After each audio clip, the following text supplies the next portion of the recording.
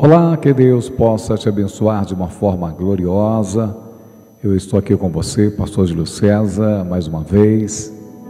Estava sumido, né? Estava aí também em recuperação, passei por uma cirurgia de emergência na vista esquerda, né? Onde a minha retina descolou. E Deus providenciou tudo, né? E cremos que Deus está no controle de tudo sempre. É uma cirurgia cara e infelizmente estamos num momento desprovido financeiramente, mas Deus, como Ele é fiel e cuida de nós, sempre abre as portas. E graças a Deus eu estou aí ainda em recuperação, né? Estava de repouso, não estava podendo dirigir nem fazer nada, e nesse momento estamos aqui nesta noite para poder falar algo sobre batalha espiritual. Principalmente nos dias atuais, é algo muito presente na vida do ser humano. Só que muitas pessoas não se dão conta do que o que elas estão vivendo é uma batalha espiritual.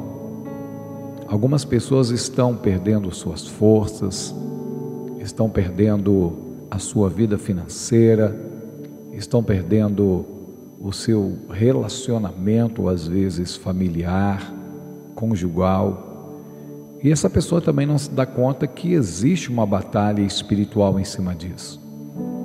E não tem como você romper o que é espiritual com coisas carnais. São coisas completamente diferentes. E eu gostaria de falar um pouco sobre isso nessa noite com você, para que Deus ele possa despertar você, para que a sua visão possa abrir para o mundo espiritual. As pessoas estão cegas porque elas estão aprisionadas em uma visão preparada para que elas fiquem numa teia, e elas não conseguem perceber isso. Da mesma forma como nós vamos ver aqui no livro de Lucas, no capítulo 8, no verso de número 26 em diante, que conta a história de um jovem que viveu uma vida sem Deus, viveu uma vida totalmente sem a graça de Deus. Diz assim um verso de número 26: apontaram a terra de Genezarenos, que está de fronte da Galileia. Logo que soltou em terra, saiu-lhe ao encontro um homem da cidade, possesso de demônios, que havia muito tempo não vestia roupa, nem morava em casa, mas nos sepulcros, ou seja, no cemitério, né? Quando ele viu a Jesus, gritou e prostrou-se diante dele, e com grande voz exclamou: que tenho eu contigo, Jesus, Filho do Deus Altíssimo? Rogo-te que não me atormentes.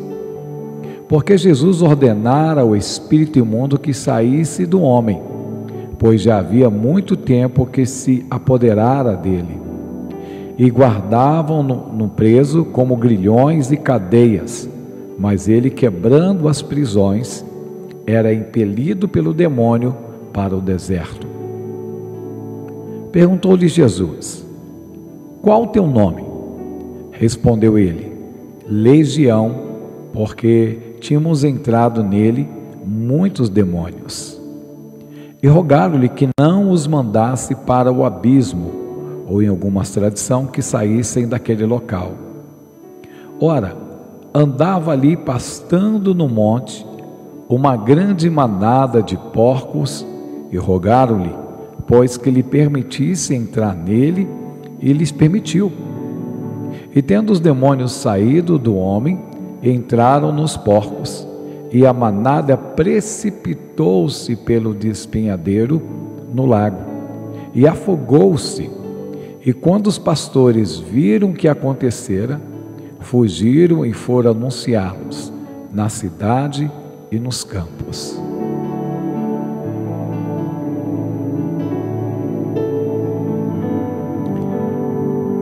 A primeira coisa que temos que entender na batalha espiritual, que o próprio nome já diz, batalha espiritual. Se você não conseguir ver através da fé ou através do mundo espiritual, você nunca vai ter entendimento do que é espiritual. Você sempre vai tratar o problema espiritual como físico, como era o caso deste jovem que a Bíblia diz aqui para nós, o qual ele muitas das vezes ele era preso porque ele ficava agressivo. Eles prendiam ele em prisões, como a Bíblia diz, e grilhões, ou seja, colocava ele algemado, preso dentro da prisão. E mais uma vez ele era tomado por um espírito imundo que quebrava aqueles grilhões, ou seja, arrebentava aquelas algemas e arrebentava a prisão. Ninguém conseguia segurar esse homem. E pelo contrário, muitas pessoas até tinham medo dele, porque não sabiam o que fazer. Eles viam de uma forma natural, talvez achavam que ele era doido. Como eu lembro, um amigo meu que fez seminário comigo, na época na igreja do Evangelho Quadrangular, o seu nome atual era Geraldinho, mas as pessoas conheciam ele pelo seu apelido, e o testemunho dele é muito bonito. Sabe por quê que é muito bonito? A vida dele era parecida com esse gadareno aqui, ou Genezareno em algumas traduções. Ele era um homem que bebia e de repente ele dava crise, ele ficava no meio da mata caminhando nu, gritando, ruivando, e as pessoas tinham medo dele, e ele não lembrava de nada que acontecia. A sua vida durante muitos anos foi assim, e algumas pessoas oraram por ele, jejuaram por ele, até que ele foi liberto daqueles demônios, realmente aceitou Jesus como Senhor e Salvador da sua vida e se tornou um grande homem de Deus. Foi o que Deus fez através da vida dele.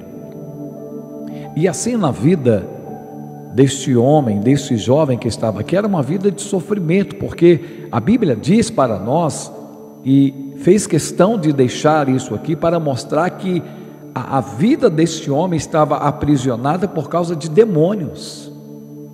Os demônios tomaram conta da situação da sua vida, assim como acontece com a vida de muitas pessoas. Elas estão aprisionadas por demônios, elas não conseguem mudar o estado da sua vida, por mais que ela tente buscar uma mudança financeira, por mais que ela tente mudar a sua vida emocional, sentimental. Parece que tem um travamento, ela não consegue enxergar, ela não consegue ver além desse problema e dessa luta. Por que que não? Porque existem demônios. Existem demônios, primeiro, que tentam paralisar a sua oração. Se você já é uma pessoa que está em Cristo Jesus, Satanás também, ele tenta paralisar a sua oração. E como ele faz isso? Da mesma forma que a Bíblia diz para nós, que quando Daniel estava orando a Deus e não havia uma resposta, mas aí havia um impedimento espiritual, ou seja, havia ali um principado que estava impedindo que a oração de Daniel fosse respondida. Este jovem que está aqui, nós entendemos que Deus nos permite ter a visão para entendermos algo muito importante. Primeiro, demônios, eles ocupam territórios. Sim, demônios ocupam territórios. E eles se dividem em principados e potestades e dominadores do mal, como a palavra de Deus diz. Por isso que nós vamos ver que em certas regiões, ou até mesmo em certas famílias, existem espíritos que imperam. Vou te dar um exemplo claro. A mãe era prostituta, né? Daqui a pouquinho, com o tempo, a filha completa uma certa idade, de repente entra também no caminho da prostituição. A outra irmã também acaba entrando no mundo da prostituição. No mundo natural nós vamos falar, ela está ali porque ela gosta, achou legal, porque ganha um dinheiro, etc. Tal. Mas nós sabemos que no mundo espiritual existem demônios que aprisionam essas pessoas. E a Bíblia diz que tem certos demônios que só se expulsam através de jejum e oração, ou seja, esse jejum e oração é uma entrega, é um quebrantamento, é uma dedicação da sua vida a Deus.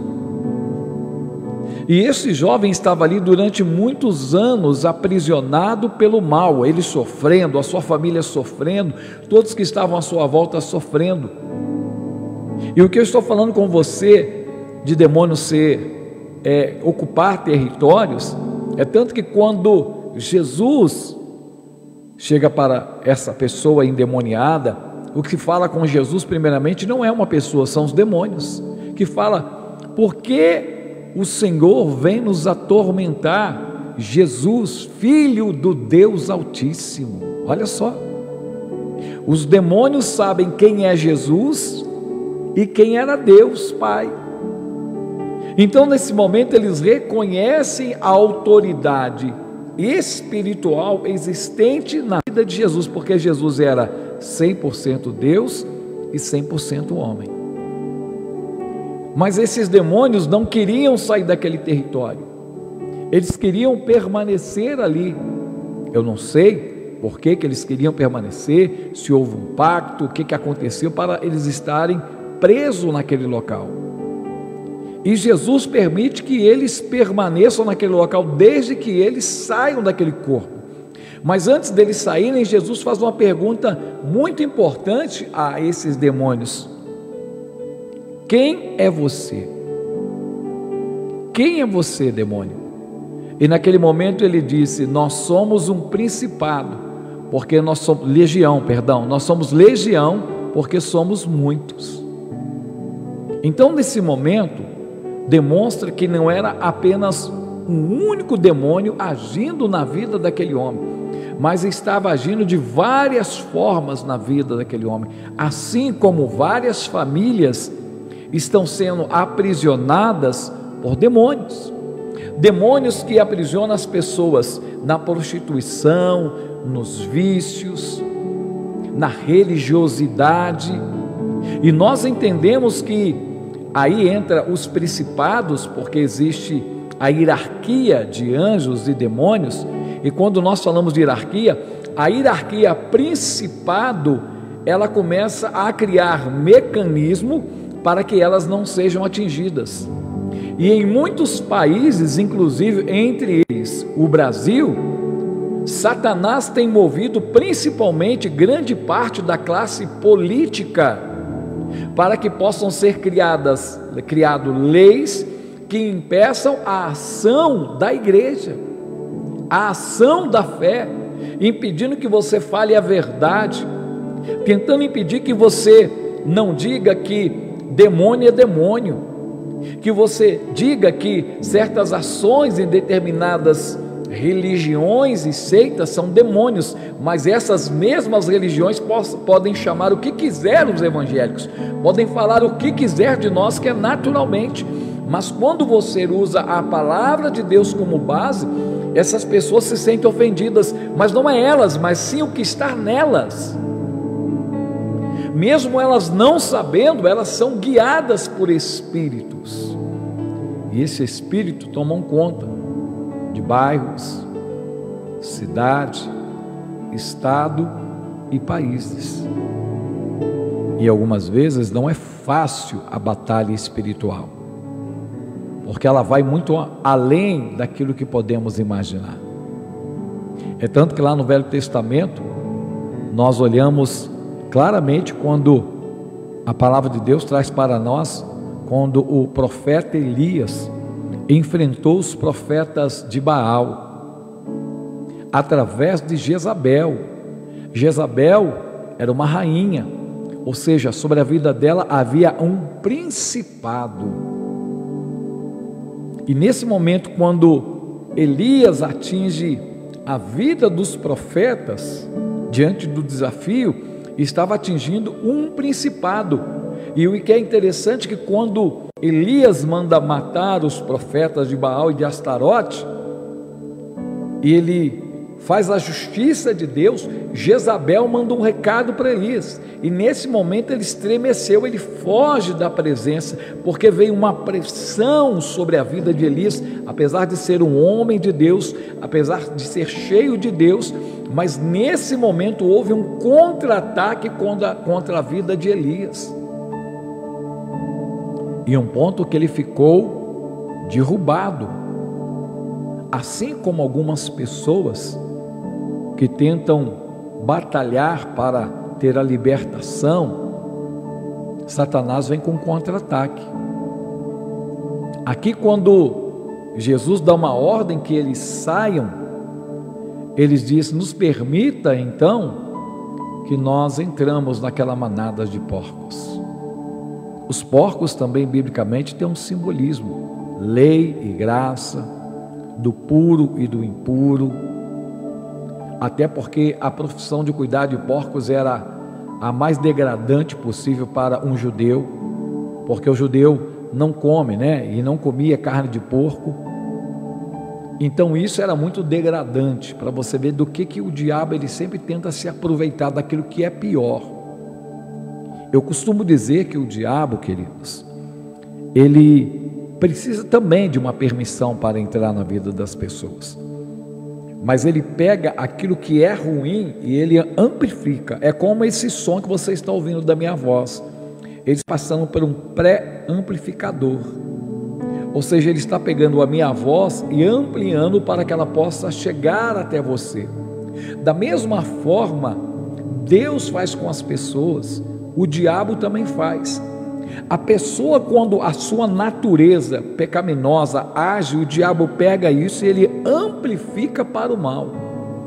Mas quando o ser humano ele se permite ter um quebrantamento, se voltando para Deus, Deus pega também esse quebrantamento, essa mudança que ele vai fazer, e ele começa a usar essas pessoas. Ele amplifica isso para que seja uma bênção para outras vidas e para o reino de Deus.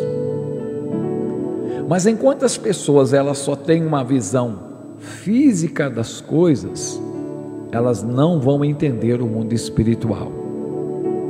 E quando Jesus ele dá a ordem então a esses demônios que saiam do corpo daquele homem e eles se lançam naqueles porcos, a Bíblia diz que nesse exato momento, aquela manada de porcos se lançou no precipício e morreram. Ou seja, houve um prejuízo financeiro. Olha só como que o diabo também ele é sujo, Trouxe um prejuízo financeiro. Naquele exato momento, os donos, ou aquelas pessoas que estavam cuidando dos porcos, foram até a cidade para falar o que estava acontecendo, e aquilo trouxe um ódio no coração das pessoas, porque o que estava acontecendo era uma libertação, transformação de vida. Eu já vi em muitas situações, eu ainda não era pastor, mas lembro de uma situação que uma mulher começou a frequentar a igreja e eles eram ubandistas. Só que a mulher começou a frequentar e o esposo não. E ela ia em algumas campanhas na igreja, ela começou a gostar e a vida dela foi sendo transformada. Ela foi se entregando ao mover de Deus, mas isso desagradou ao seu esposo e com certeza as chamadas entidades. E o marido começou a se levantar contra a mulher, brigar com ela e etc. E não muito satisfeito, um belo dia, num culto de sexta-feira, numa campanha, estava ocorrendo tudo normal. De repente esse homem entra na igreja, ele vai ao corredor da igreja em direção ao pastor, começa a gritar, xingar o pastor de tudo que é nome. Você acabou com a minha família era unida. Mas na verdade não era ele, era o que estava nele que estava agindo, que estava contra-atacando, porque esse espírito não queria perder esta família, não queria deixar que eles fossem libertos. Então, num desespero, usa esse homem para ir lá. Mas quando esse homem se levanta contra a vida do pastor, o pastor naquele exato momento, ele estende as suas mãos e diz: demônio, eu te repreendo no nome do Senhor Jesus. E naquele exato momento, aquele homem se manifesta na frente ali do altar. E ele começa a perguntar o nome daquela entidade. E aquele homem que estava endemoniado vai falando o que aconteceu, aonde estava agindo, o que estava acontecendo na vida daquela mulher e etc. E a esposa perto, e ele perguntava: é isso que está acontecendo na sua casa? Ele é assim. E naquele exato momento, o pastor dá uma ordem que aquele demônio saia daquele corpo. E o demônio deixa aquele homem. Ele entendeu o poder de Deus. E logo depois ele também aceitou Jesus como Senhor e Salvador. E aquela família veio para adorar a Deus. E estavam ali na igreja cultuando ao Senhor. Toda vez que você quer passar por um ato de libertação em qualquer área da sua vida, você vai sofrer um contra-ataque. E você vai entender que é muito específico o contra-ataque. O contra-ataque é exemplo. Se você está sendo tocado por Deus e você quer deixar na sua vida uma área de vício, você vai entender que vai ser a área que você vai ser mais atacado, né? É nesse momento. É aonde que de repente você não vê amigos há algum tempo e de repente esses amigos começam a te ligar. Hoje em dia nós podemos falar, te mandar mensagem no WhatsApp: ô meu irmão, vamos dar um rolê. Você fala: é engraçado, quanto tempo que eu não via fulano, de repente do nada ele me liga, ele me manda uma mensagem aqui. Isso é uma batalha espiritual. Às vezes você estava com a sua vida sentimental arrasada, você queria mudar a sua vida sentimental, você está cansado de sofrer na sua vida sentimental, porque você tenta com um, tenta com o outro, não dá certo, e as coisas dão tudo errado, e você quer colocar um ponto final nesse sofrimento na sua vida, e você fala assim: agora eu quero mudar, agora eu quero a direção de Deus para a minha vida, eu quero que Deus me dê a direção no relacionamento da minha vida. Aí quando você toma essa decisão, começa a aparecer um montão de pessoas te ligando, de mulheres ou de homens, talvez até aquela pessoa que você era doida com ela e ela nem te dava muita ideia, de repente do nada ela manda uma mensagem: oi, você fala: oi, ué, o que está acontecendo? Ela diz: tudo bem com você? Tudo, mas como assim? Quando eu era doido para ficar com essa pessoa, ela não me dava nem ideia, agora de repente ela está mandando oi. É o diabo armando uma arapuca para que você possa cair. Mas quando você tem uma visão espiritual, você sabe que você vai ter que fazer o que a Bíblia diz: resistir ao diabo e ele fugirá de vós. Você jamais vai vencer as ações do mal se você não resistir. Se você não tiver um coração de luta, um coração de um guerreiro de Deus, que, como você pode ver o que está atrás aqui na minha imagem, batalha espiritual. Se você não estiver disposto a isso, você não vai mudar o quadro da sua vida. A sua vida vai continuar a mesmice para baixo, não para cima. Porque para que eu possa ir para cima, há uma necessidade de eu estar ligado ao Criador. E para que eu possa estar ligado em Deus, é necessário que eu tenha fé em Deus. Porque a Bíblia diz que sem fé é impossível agradar a Deus. Impossível. E por que as pessoas, cada dia que passa, elas estão perdendo a fé? Porque cada dia elas querem uma fé física, uma fé que você toca ela através de um objeto, através de algo que é feito fisicamente. E a fé, Hebreus 11:1 diz: a fé é o firme fundamento das coisas que se esperam e convicção de fatos que não se veem. Se você não abrir os olhos espirituais, você nunca vai deixar essa vida. Você nunca vai conquistar o que Deus tem para você. E depois eu quero continuar, eu não vou me alongar aqui, porque senão nós vamos ficar aqui durante horas falando sobre batalha espiritual. Mas eu quero depois voltar novamente com esse tema, com você, falando sobre algumas coisas que são necessárias para que realmente possamos alcançar a libertação da nossa visão.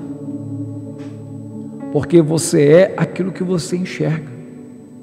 Sim, você é aquilo que você enxerga. Se você se enxerga uma pessoa fraca espiritualmente, você vai ser fraco espiritualmente. Se você se enxerga uma pessoa sem fé, você vai ser uma pessoa sem fé. Se você se enxerga uma pessoa incapaz de abandonar aquilo que está te prendendo, você jamais vai ser liberto. Porque você está preso ainda no velho homem. Você está preso na visão que não é de Deus para a sua vida. Mas Deus, Ele quer te dar uma nova visão. Deus, Ele quer te dar uma nova vida, assim como Ele deu para este homem que há muitos anos estava preso por demônios e as ações malignas. A Bíblia diz que estes homens comerciantes que eram donos dos porcos, eles foram até a cidade, proclamaram para todo mundo, e quando vieram para atacar Jesus, eles sabiam quem era esse homem endemoniado, todo mundo conhecia a história dele. Eles viram aquele homem nesse momento coberto, ele já não estava nu, a sua fisionomia mudou e ele estava aos pés de Jesus. Que maravilha! Ele estava aos pés de Jesus. É o melhor lugar para que possamos estar quando queremos uma mudança para nós, para a nossa vida. Está aos pés de Jesus. E naquele exato momento, quando aquele homem foi liberto, ele disse que queria seguir a Jesus. E Jesus disse para ele assim: não, volte para os seus, para que ele pudesse dar testemunho lá para eles.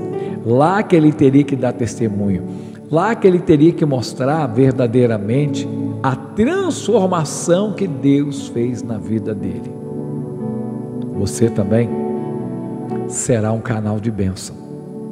Você será testemunha na sua vida do que Deus está fazendo, e as pessoas vão ver na sua vida o que Deus está fazendo, para que a vida delas também seja mudada no nome de Jesus. Eu quero orar por você. Eu quero abençoar a sua vida, para que a graça de Deus te alcance, para que as misericórdias de Deus te alcance, porque a Bíblia diz que elas são as causas de não sermos consumidos. Pai, que nesse momento o Senhor possa tocar nesta vida. Deus, é apenas o início de uma ministração, de libertação daquilo que o Senhor tem para as nossas vidas. Deus, nos ensine cada dia mais, nos colocar aos teus pés. Nos ensina, Deus, a abrir a nossa visão para termos o discernimento do que está acontecendo. O discernimento das batalhas que vivemos, dos problemas que vivemos, seja físico, seja espiritual, seja através de uma ação demoníaca. Pai, nos dê o discernimento para que em tudo a Tua vontade seja cumprida em nossas vidas, Deus. E que não venhamos jamais nos colocar contra a Sua vontade, Pai. Muito obrigado por esse momento juntos aqui, Deus. Que o Senhor toque nesta vida de uma forma poderosa, trazendo a cura e a libertação em nome de Jesus. Que Deus possa te abençoar, independente do horário que você vai estar vendo a reprise, esta mensagem dessa live. Geralmente eu reposto depois no meu canal, e que você nos ajude também a divulgar o canal. Se inscreva no canal se você ainda não se inscreveu, deixe o seu comentário, isso é muito importante para nós que estamos aqui trazendo, uma palavra, fazendo com que o tempo da nossa vida seja um tempo para abençoar a sua vida. Então você deixando uma mensagem, você deixando o seu like, faz com que outras vidas também sejam alcançadas para a glória do Senhor Jesus. Algo eu te falo sem medo de errar. Jesus está às portas e a sua visão precisa abrir para isso. Se você ainda não entendeu, você precisa ter esse entendimento. A porta da graça está se fechando. Eu sei que era mais fácil eu estar aqui entregando revelação para você, e não é por falta de dom, não. Poderia estar aqui falando um monte de palavras de que você vai romper, que você vai vencer, ser um coach gospel, não desmerecendo quem é coach, mas eu poderia trazer aqui para você mensagens que iriam persuadir você a somente permanecer aqui numa live ou numa mensagem, mas o meu compromisso é pregar o Evangelho. O meu compromisso é falar a verdade de Cristo para você. Se isso lhe agrada ou não agrada, já é uma questão sua com Deus. Então, muitas pessoas estão lotando igrejas, muitas pessoas estão indo atrás de revelações, As pessoas gostam de igrejas onde a pessoa vai revelar. Eu costumo dizer, me desculpe, só mudou às vezes, a fé que ela tinha. Às vezes ela tinha fé na cartomante, tinha fé nos búzios, e agora ela vem buscar isso na igreja. Ela não busca às vezes a direção para a vida dela na palavra de Deus, não busca num momento de oração. Ela quer que alguém entregue o que vai acontecer para ela tomar um cuidado. Alguém tem que entregar, alguém tem que se revelar, porque se não for assim, ela não tem fé para caminhar. E não é assim, porque a Bíblia diz que a fé, ela vem pelo ouvir, e o ouvir da palavra de Deus. Que Deus te abençoe no nome santo de Jesus. Obrigado por você estar aqui conosco. Um forte abraço no nome de Jesus.